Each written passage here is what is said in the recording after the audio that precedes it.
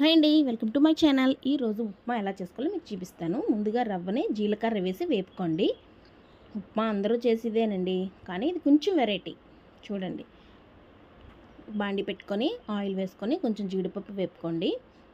తర్వాత తాలింపు, అది మినపప్పు, శనగపప్పు, అల్లం, పచ్చిమిర్చి, కరివేపాకు, అది కూడా కొంచెం ఎర్రగా వేపుకోండి.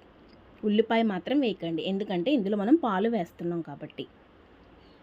చాలా చాలా అంటే చాలా రుచికరంగా ఉంటుంది. చెప్పనా సక్కినంత టేస్ట్ ఉంటుంది.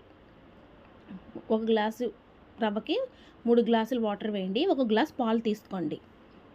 చెప్తున్నాను, ఉల్లిపాయ అస్సలు వేయద్దు. ఉప్పు కూడా ముందే వేయకండి, ఎందుకంటే పాలు వేసాం కదా. అది మరుగుతుండగా రవ్వ వేపుకుంటాం కదా, జీలకర్ర రవ్వ, అది వేసేసుకోండి.